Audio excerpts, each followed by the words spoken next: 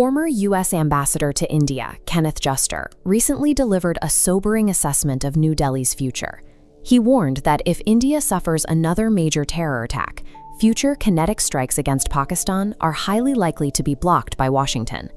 This restriction marks a significant shift from the operational freedom India exercised after the Pulwama attack.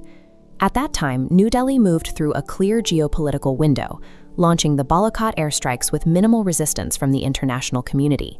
India previously held the diplomatic clearance to execute massive, muscular counterterrorism operations, strikes on the scale of Operation Sindoor. The assumption was that the state possessed a permanent mandate to respond to cross-border aggression with overwhelming force. But those geopolitical conditions have quietly eroded. New Delhi is finding its traditional military options restricted, leaving its tactical response cornered by a changing global landscape. The change is driven by a shift in American executive priorities. Donald Trump's focus on brokering major peace deals has resulted in a pivot where Pakistan is now viewed as a vital diplomatic partner for the United States. Islamabad has leaned into this new role by positioning itself as a mediator for U.S. interests, particularly in managing relations with Iran. With domestic political opposition largely neutralized by the military under General Asim Munir, the Pakistani state can align with Washington's regional goals without internal pressure. This alignment gives Washington a direct stake in Pakistan's stability.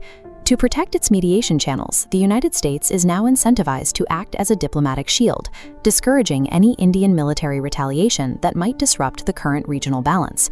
Terror networks within Pakistan are watching this shift closely. They recognize Washington's diplomatic shield has paralyzed India's military options, suggesting the immediate threat to Indian borders is entering a more dangerous phase. India has invested billions in its physical deterrence. The massive Agni 5 missile represents the peak of New Delhi's kinetic capability, a weapon designed for high-stakes strategic defense. This arsenal is supplemented by advanced systems like the Barak 8 and Laura missiles. On a purely technical level, the Indian military has never been better equipped to actively strike its intended targets. However, these weapons remain static if a superpower proxy revokes the permission to use them.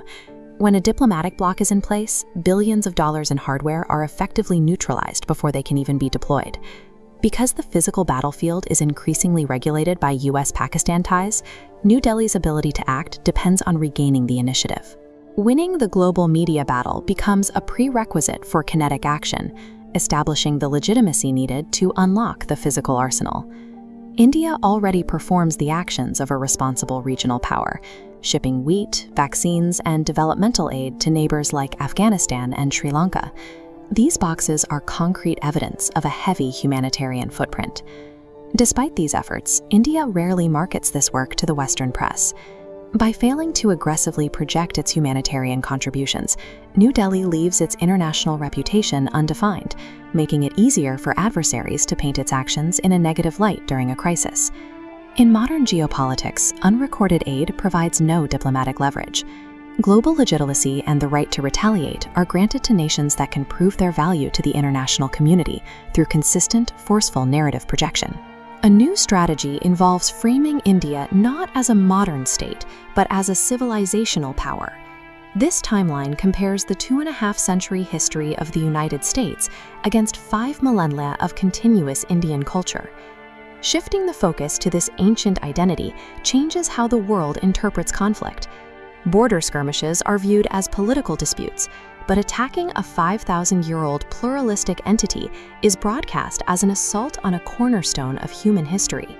This approach mirrors the strategy used by Israel, which secures international backing for its military actions by framing attacks as threats against an ancient people, rather than just a modern government.